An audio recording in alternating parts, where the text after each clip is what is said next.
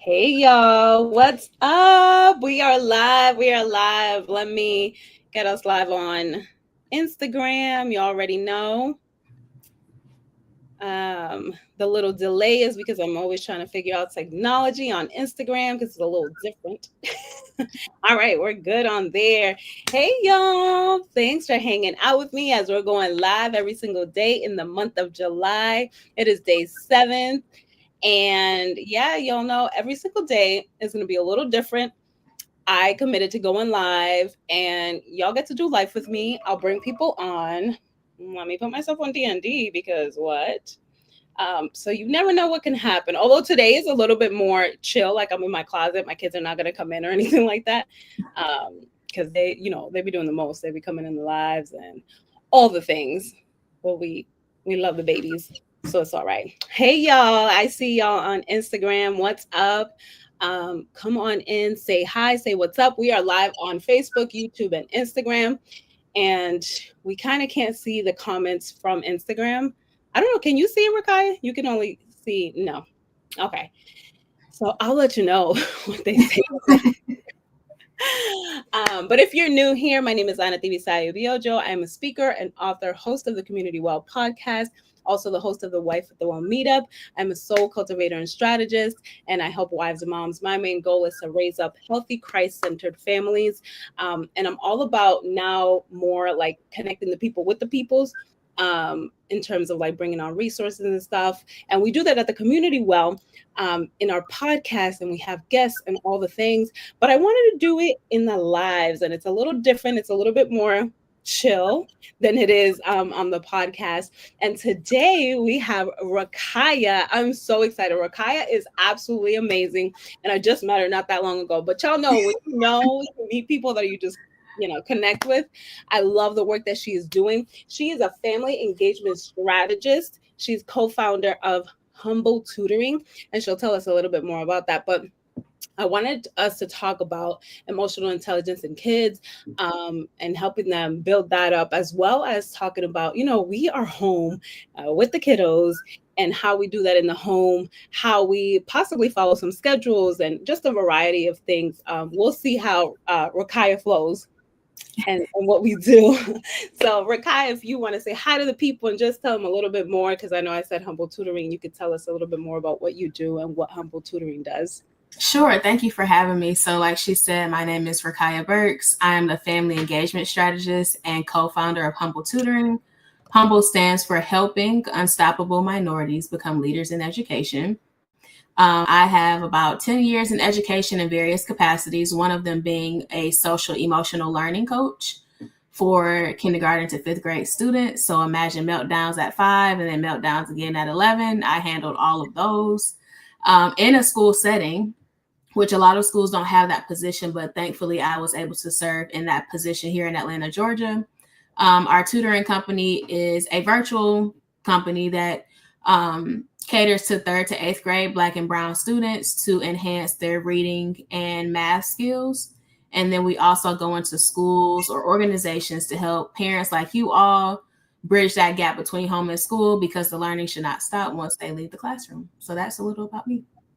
See, I told y'all, isn't she amazing? I love it. And I love everything that Humble Tutoring is about. And we need all the help and support, because I know I'm going to get into the questions, but I know I saw this, I think it was on your page, in terms of like, it was just a quick clip of like one of the lies being like parents don't care. And I think sometimes it's that, having the time, the capacity, the resources, or the knowledge. And so I feel like you guys like help bridge that gap. And that's so important, because it's like sometimes some parents don't have, even if we've gone, and I'll speak for myself, even if you have the education and you have the background, it's still different to support your own child. And so I feel like what you guys are doing is so important. I know what y'all are doing is so important. I'm just so grateful that you're here and you're going to help us out. So we'll start from the beginning. So what is emotional intelligence, and why should it matter to families right now? So emotional intelligence is like a fancy term that has become a buzzword over the last like 5 years. Once the pandemic came, I feel like we're still in a pandemic, but once the pandemic came and everyone was home with their kids, they're like, why can't I regulate their emotions? Like, what is happening? you don't act like this in school. They actually do, and it's up a notch in the school building because you're not there. I would say emotional intelligence is more so the ability to be self-aware and empathetic to your own self, but also to others around you. And that is what we lack as a people is empathy, one. But then think about like the biggest meltdown that you've ever had in your life, whether it was emotional, a rage, something like that. No one was there to tell you, like, count to 5, take a deep breath. If someone tells you to take a deep breath in a rage, that makes you even more upset because I'm trying to regulate on my own, and the regulation equals anger versus a calmness. So you kind of have to, it's really a gray area. Heathered gray is what I would call it, because it's hard to tell a child to relax, but you don't know what their brain is telling them. And that's one of the things that I learned as an SEL coach, is to ask them, what is your brain telling you to do right now? Like, you just failed a test. They called me on the walkie-talkie to come get you, but what did your brain tell you to do when you saw a failing grade?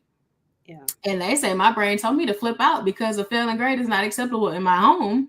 And it's like, you can't fault them because they are not living up to a certain expectation that they have in their head. But also, we want to point a finger, but who is it to? Because maybe they haven't seen it in the household. Maybe that's something that they see always, and they think that it's normal. But then when you have the toddlers that don't really know the difference between left and right, right and wrong in every situation, you have to get creative in expressing what emotional intelligence is. I love that so much, all of it. And listen, one of the biggest things, and sometimes it's hard, but I think it definitely needs to be said. It's like sometimes we don't want to talk about the fact that we need to model it as adults, and we don't know how to do it ourselves. And we're expecting kids of all ages to be able to regulate their emotions, to name their emotions, to be able to do all these things that we're not able to do. And so, and especially when the culture of the home is like, a certain way, and then they're mimicking it, but you want them to do better. And it's like, you want the kids to do as you say, but not as you do. And so it's a really hard conversation. That's one of the conversations that I have, with wives and moms, is that we get to set the atmosphere and we have to regulate ourselves. And it's hard. It's definitely not easy. It's because you have to manage your own emotions in the moment when this toddler's having big emotions, or like even the big kids. I think the bigger kids are harder for me because, like, my kids are just really tall and big, but it's like, you forget that they still are like 10 or 11, even though they're staring at you in the eyes, and it's still not a matter of age, but a matter of like development and what you've taught them. So I love that you said that, because it's like, who's teaching them? You're not carrying that at home. I'm wondering if you have like any practical tips like for parents to do at home in terms of like how we can do that, how we can help our kiddos in different ages. So one of my favorite students, I met him when he was 7. He just turned 11 a few months ago. And he is my SEL case study. Because at home, the environment was rage equals you're upset versus talking through it. But we've worked through that, and he is able to communicate his feelings. But it all started with, do you need a hug?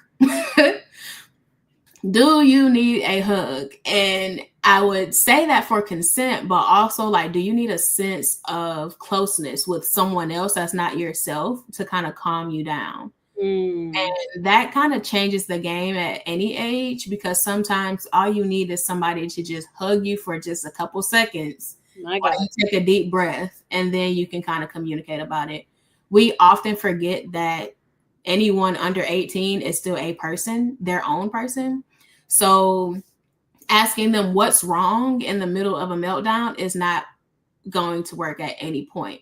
Instead, you can ask, what happened? Instead of saying, what is wrong with you? What happened to you? It changes it, because they can say, I'm mad about something from earlier in the day, but then this happened and it reminded me of it, versus them internalizing that the emotion belongs to them, because sometimes the emotion can be from something else or someone else, and they're reacting to it in a way that you can't control. And they can't control it either. So the first thing is, do you need a hug? Or can I have a hug? Just put it back on you. Like, can I have a hug? To Mm. that helps. What happened instead of what is wrong with you. Mm-hmm. And then the third thing I would say is, I don't know, lean on your creativity. I had one of my students who was on the spectrum. He was undiagnosed with autism for a long time. So we were trying to just figure out what was happening with his emotions until we found the diagnosis. But if he had a rage in the classroom, I would just take him in the hallway and act like an airplane. And we would have our arms out and like fly through the hallway. There was no running in the hallway, but we were speed walking as airplanes because he needed a space to kind of get out of the box that he was put in the classroom. And that also helps at home. So I have a 4-year-old niece who, she wasn't using her words. She would just cry and fall out. And I'm like, we need to use our words because I don't know how to help you. Instead of just saying, use your words, use your words. Sometimes they don't know what words to put together to tell you. So you just have to say, like, I don't know how to help you, and admit that, which is hard for a lot of parents. I'm aware. But telling them, like, I don't know how to help until you can tell me something. Yes. And sometimes they're like, oh, I'm just screaming. I know what's happening, but the person I'm screaming to or at is not aware. Let me try to get myself together to find the words to say, hey, this is what I'm feeling and this is why. And then go from there. I love all of that so much. So one of the main things I heard is a curiosity in terms of like curious about the situation and not putting the blame on the child in terms of like, you know, what happened and asking questions about that as opposed to, you know, what is wrong with you? That is like a huge one because, and I'll admit it, even with my background and all the stuff and all, you know, I have done that where I'm like, what is happening with you? What is wrong? And it's like, that just puts walls up even more. And it just adds to what they're already feeling, as opposed to, it's almost like putting the fire down. When you're asking about the situation, you know, when you're asking if they can have a hug, your main goal is to put the fire down. And some of the words are like, it's like kerosene. You're just adding. And it's like, then it's just like this big blow up of like, you're blowing up, they're blowing up. There's like all this going on, and it's like chaos. You know what I'm talking about. It's like chaos. Yeah. Like, what? And then you're like, what just happened? And it's like you added to that as opposed to putting the fire out. One more thing I'll say before we move on. Yeah. And it's something that I had to point out to some teachers that I was working with. You never know how you trigger a child. Like just you as a person, or something like your mannerisms or something that you do, or just your being may trigger a child. So sometimes it could take a lot of inner work to figure out what type of aura are you giving off, or what type of authority are you trying to have, and why is that conflicting with what's happening in the moment. Especially if a lot of things are happening in the school building versus at home. Like if you have a golden child at home, but then at school they're calling you and you're trying to figure out why the dynamic is so different. The first question to ask your child without saying it is like, what do you feel when you're around that person?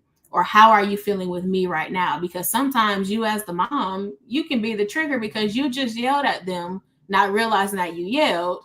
And now you want them to be emotionally intelligent, but you were just yelling 5 minutes ago. Now you're saying, what's wrong with you? I don't even want to talk to you because you're the reason, but I can't say that as the child because of the authority that I know is there. So, yeah. Listen, that's huge. In most adults, like if you think about a school setting, if you think about at home, if you think about even organizations, like we found this to be true even in like sports. My kids do sports, and it's like you're giving off a certain aura and energy, and my kid can't say anything because it's disrespectful. They can't voice, and they're like, no, but they can say and express themselves, and I'm like, no, because you've already closed that door by your demeanor. And I think a lot of times we don't want to go there in terms of being adults that are like humble. You know what I mean? Because it's like, it's not about you. It's like, if you're trying to create a certain culture, you are going to have to do that inner work, like you said, and be self-aware. Because what are you giving off? You're trying to have them do something that, again, you're not modeling. And that's it's a whole thing. It's a whole thing. But I also love your creativity. I think this is um sometimes I wonder, because it just that comes natural to me as well, the creativity of like, and I don't know if it's because our brains work like that and we were created like that to be that for kids, because the way I can come up with certain things, but I know there's some people, and I know this is a little off script because we did, but I'm just thinking about people that aren't like as creative. They're more logical. Like I know there's some parents that are very like, just their brains are just like math and logic and like, you know what I mean? They don't have that necessarily like that creativity. I don't know if you have anything for those type of parents and educators that are more, you know, is that left brain? I don't know. Let me not get started on that. Oh, I was going to debunk that myth. There's no such thing as a left brain versus right brain. Okay. While finishing my last degree in instructional design, Yeah. your brain works together regardless. But we as a society have chosen a left and right side, kind of like how we divide everything else in the world. Yeah. So that's not true. But one way to enhance your creativity is to use AI, I would say. Chat GPT and say, hey, my kid has been having many meltdowns. They enjoy these things. Give me a list of 10 activities and put it in a wheel and have them spin the wheel. So that gives them ownership. Yeah. And it's everything that they like in the wheel. So most times you'll win anyway. Yeah. But if any parent listening or watching has a child on the spectrum at any point, I would say to use their senses, and that really helps them a lot. I'm also Orton Gillingham trained for any parent here that has a child with dyslexia, or if themselves have dyslexia. And the 5 senses really work wonders with a lot of things that we don't really realize, such as having them squeeze Play-Doh to calm down. Whether it's using some type of Velcro and they can run their finger across. Those are different ways that you can kind of have or reverse the sensory overload that they're experiencing by having positive sensory items near to de-escalate the situation. I love it. See, it just comes natural to you. But I love using your resources, because we have chat. Listen, there's nothing that chat can't give you except for salvation, because right. But you know what I mean? I'm like, chat's my little assistant, and it's seriously a great tool. So I love that you mentioned that, because we put it in there. And listen, I love the examples that you gave.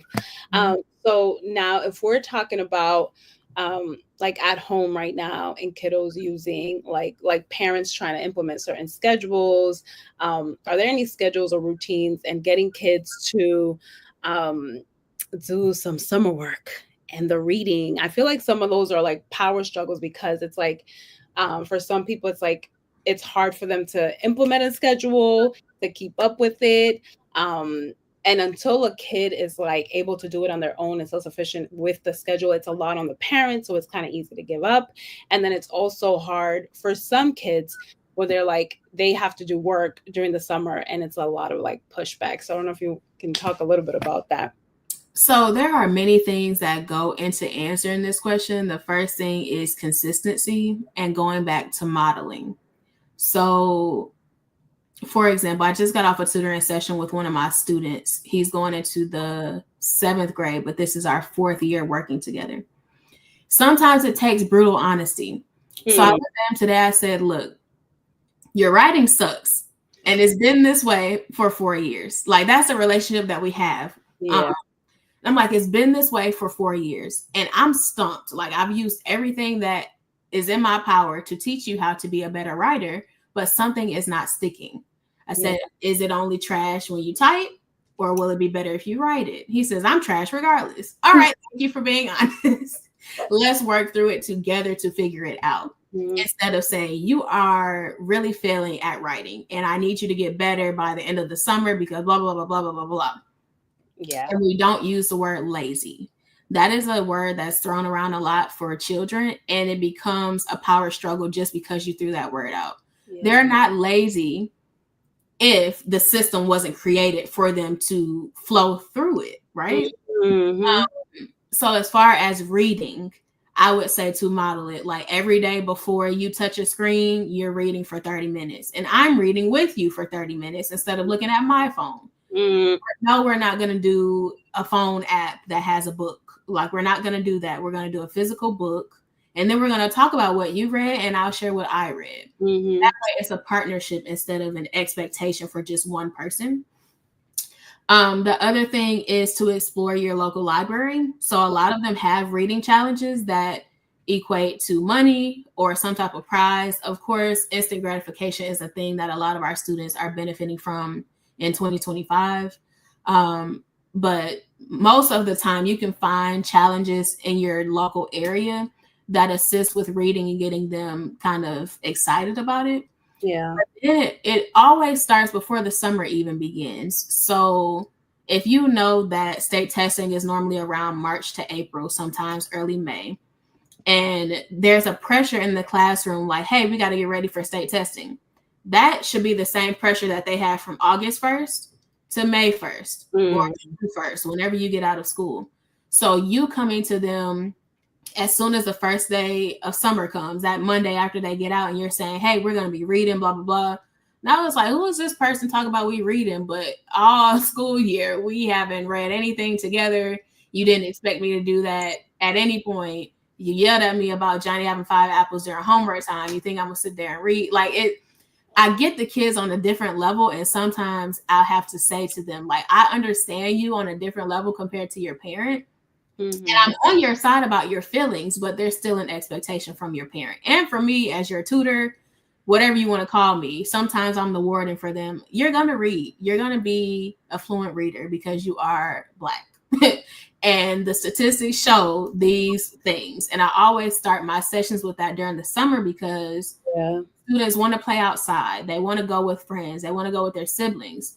But you have to prioritize that. And if they see that you are not prioritizing that until a certain time of the year, they're going to regret it every single time. It's not going to get any better unless your system is better. And that goes back to spinning the wheel. I like to spin the wheel for kids that just kind of push back too much on every single thing. So you can do a spin the wheel of time, starting with 20 minutes and go up by 5 or 10 minutes to say, hey, spin the wheel and let's see how long you're reading today. And then that way you're holding them accountable, but you're also giving them some type of flexibility in the expectation. So instead of saying every day we're going to read for an hour, first, that's too much. Any parent listening, that is too much in one time. You can't even sit. I was just going to say, you're not going to sit there with a book for an hour.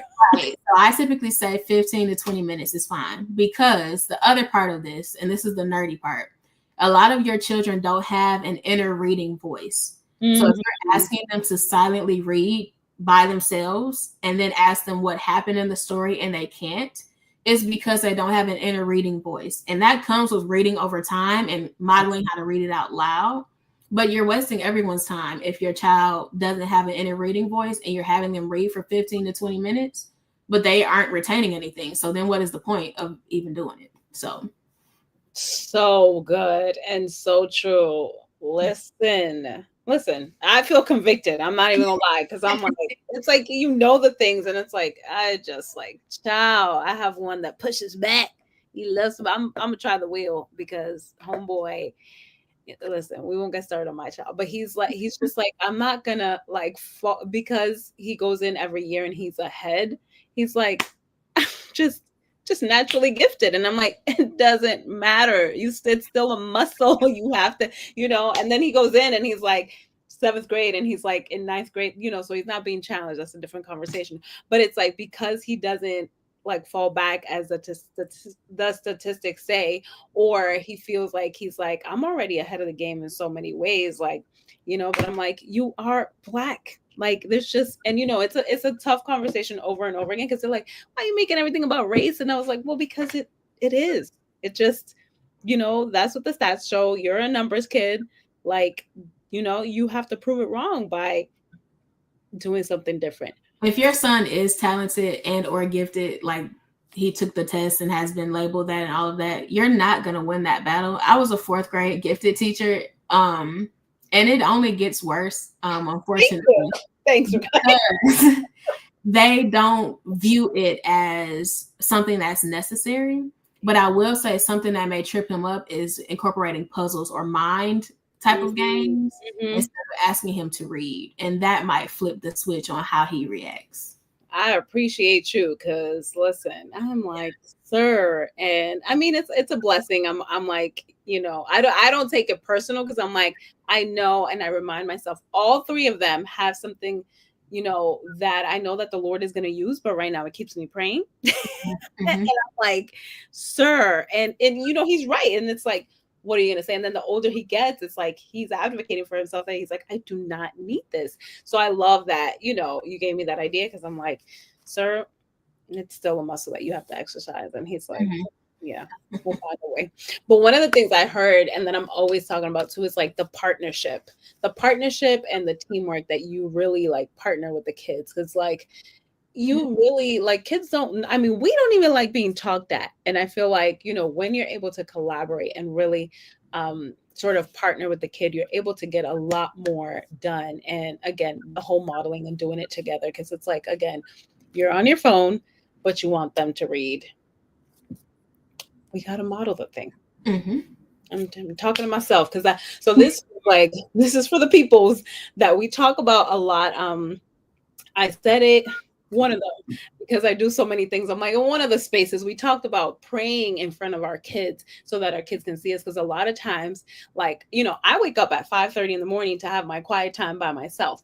But the kids need to, like, God was like, you need to start praying in front of them so they can see you praying, seeing you have a devotional. So it's the same thing.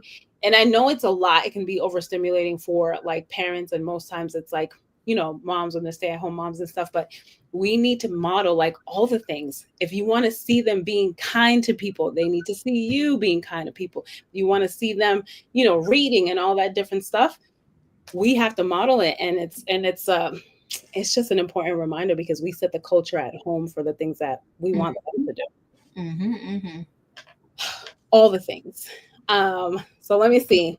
We talked about some of the, I don't know, I can't remember. We kind of went through the questions, but is there anything else that's coming to mind for you that you feel is important for parents, or anything else that comes to mind that you feel like it's important to touch on? As far as emotional intelligence, it starts with the parent. And I think a lot of us have lost our sense of emotional intelligence through the pandemic and isolation. And you mentioned like it can get overstimulating and overwhelming to kind of model certain things for your children. But you have to think about the return on investment. Doing it now will save you a lot of prayer and a lot of time being wasted later trying to discipline something that was just a muscle that needed to be stretched. So check in with yourself, but also check in with them. One thing that I like that Maddie is doing when her kids come downstairs during the lives that we're in every morning is she asks her son, she says, I'm so happy to see you. Did you have a good sleep? Yeah. And of course, that can be something where he's automatically like, yeah. But then sometimes if I catch him off guard, like, actually, no, I didn't have a good sleep. And this is why. And do you know how I can get a better sleep tomorrow or something like that? Yes. And sometimes when you're trying to do a check-in, you have to think about the time of day. So one thing that we like to do as people is summarize the day as bad because one thing stuck out and it was terrible. But your whole day wasn't terrible because you woke up and then you're able to go to sleep and try again tomorrow. Yeah. And when doing that with children, sometimes we hold it over their heads like yesterday, you don't remember blah, blah, blah. They probably don't because that wasn't them at that point. Like that was emotion taking over and they weren't able to control it. But why are we talking about it the next day unless you're reflecting on it in a positive way versus dwelling on it? Yeah, that's something that I saw a lot when I was in the classroom. And I'm like, sometimes they come in and not speak. And I'm like, you don't want to speak today? And they were like, well, I had a bad day yesterday. You don't want to speak today? Like today is a new day. And you tore the club up yesterday. You did indeed. But I went to sleep and I slept on it and I got some breakfast and now we're here on a new day. Like there's no reason to harp on it unless I'm actually going to teach you something based on my own downtime and reflection. Yeah. And then sometimes they don't need to hear that they could have handled it differently. Mm-hmm. You don't even want to hear that Yeah. as an adult. So sometimes you have to think and realize that they don't know how to handle it in any other way, because did you teach them that? Or is this something that is new and you don't know how to handle it either, but that's all you've ever heard is you could have handled that differently. So thinking about all of those things and just realizing that it starts with you, and then you have to just work through it over time. Like that 7-year-old that I met in 2021 is now a rising sixth grader. Mm-hmm. So can I have a hug looks different now because he'll just run up to me and his head is in this area because he can't say in words like I need that hug, but he knows that that's what I'm going to ask you, because you're in a rage within these people's classrooms. They're going to call me. Mm-hmm. Now you see who's coming. Now you need a hug. But Yeah. it also goes back to that authority that some people have in that aura. Is like maybe they don't have anybody else to hug, but they know a hug is what is needed. But how do you say that to a stranger? Like, I need a hug. Yeah. Because then on top of that, you told them don't talk to strangers. Listen. All these other things. So sometimes they're just stretched too thin and they're like, I don't know what to do besides lash out. And then you kind of don't know how to handle that as the adult. Yeah, for sure. That's another big one. There was a few things that reminded me.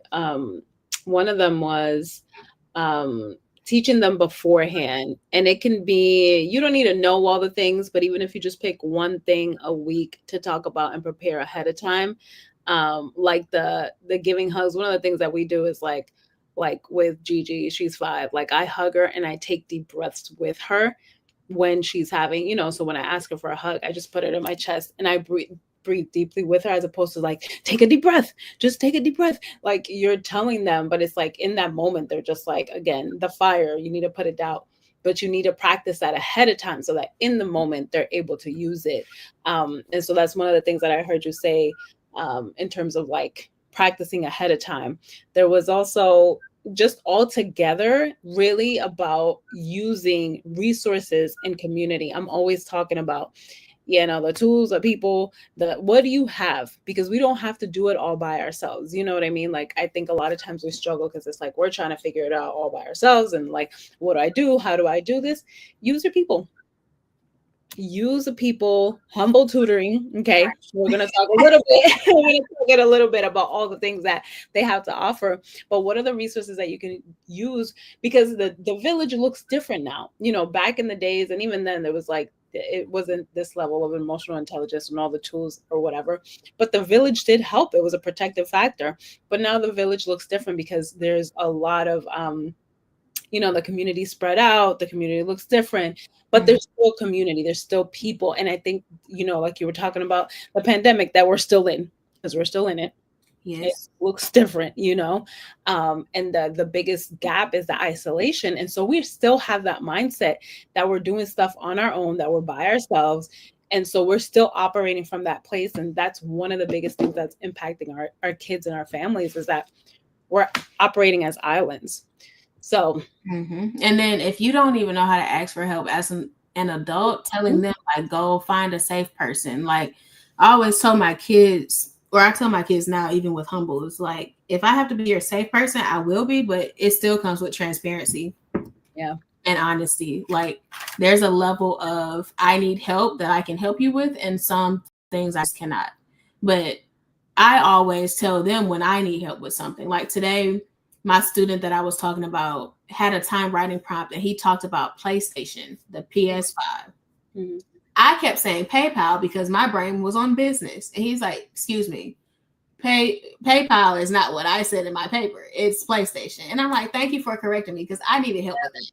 Yeah. And sometimes that simple, like acknowledging that you're wrong and that you needed them to help you, will change a lot of things, because we're not perfect and they're not perfect either. But sometimes we put up that image as adults, like, hey, I've been here longer than you. I have all of these degrees, or I've been working for this long.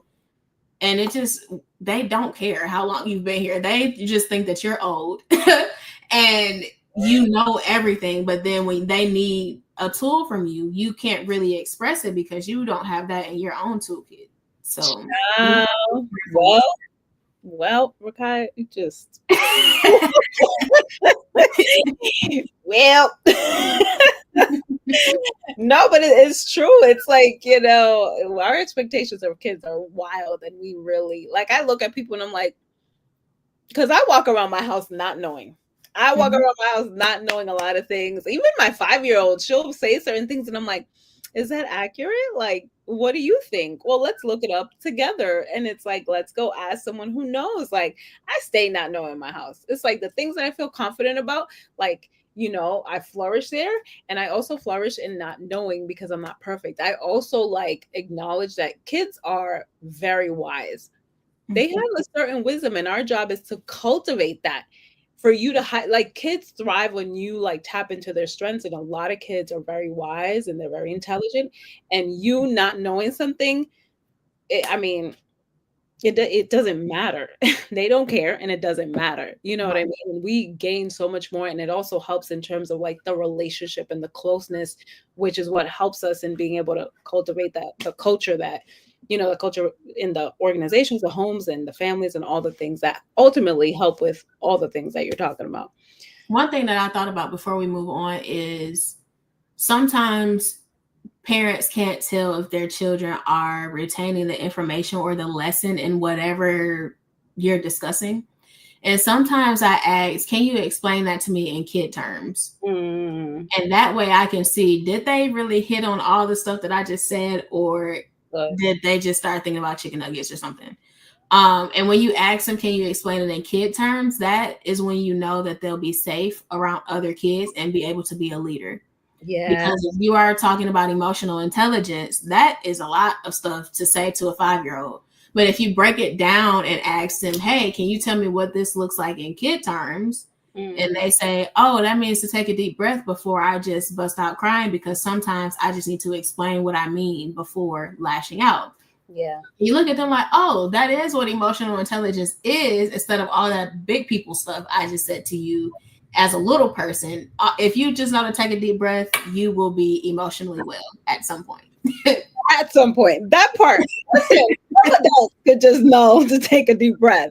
Yeah. Because you hit another point, which is the regurgitating like big words, which again, it's like some of us are doing, especially I love social media, but it's like copy and paste this word, copy and paste this word. And it's like, do you even really know what that means? Do you practice it yourself? Is that something that you've done the inner work? Nope. But nope. You're just out here saying it. Yep. Got it. Pretty much. Yeah. That part. So I love that you said say it in kid terms, which is something that we should be doing as well. It's like whatever you read, and we were talking about this in the community, in Maddie's community, where it's like, say it in your own words. Like, what are you thinking? How are you processing this? Because that's how you know you're really understanding and, understanding and being able to process that the way it comes to you, not just the way you hear someone else say it. So I love that. You gave us so much already, RaKya, and I know you have so much more. You also have a webinar, so I want you to tell us how the people can find you, some of the things that you're offering, so that our wives and moms and parents can find you. So I will say I'm trying to go off the grid, but it's not really working just yet. So you can find me on Instagram and TikTok at Humble Tutoring. We also have a website, humbletutoring.com. And I have a chat bot on there. Whenever you have a question, it comes to my phone. So you're actually talking to me. Even though you think you're talking to a robot, it's just set up that way. But yes, we are having a webinar on July the 23rd at 6 p.m. Eastern, how to prepare for a successful school year. So you go into the school year like, we're going to make this one the best one yet. All of these fancy terms, the new shoes, the fresh clothes. But then we get to December and January and the grades look terrible. And you're like, the school year is the worst. You have to plan for that. So I'm going to teach you how to plan and how to have a successful school year, because it's not just about the school supplies. Yeah. And speaking of school supplies, they do not need all of those glue sticks that are on the list. Get them paper, pencil, personal hand sanitizer, and they'll be good. Yeah. Other than that, they need other things like emotional intelligence. They need some type of outside support. They need a schedule. They need all of these other things that you really can't think about when you're hit with all of the back to school sales. It kind of clouds your judgment on what is necessary and what is not. And in the webinar, I'm going to break down what that means and what it looks like. And I'm also going to talk about a framework that we use to make sure that our students are on track at all times. And that can kind of help with the headache of failing grades and the teacher doesn't care and the teacher isn't communicating. Sometimes it starts with you. The teachers are already spread thin and they have 1,000 students and a lot of expectations as well. Yeah. So we have to be in partnership, like we talked about in the beginning, and collaborate with everyone involved so that the school year can be successful.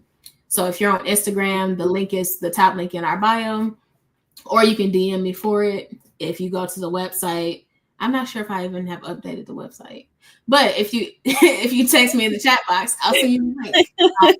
It's going to be on July 23rd at 6 p.m. and I hope to see you there.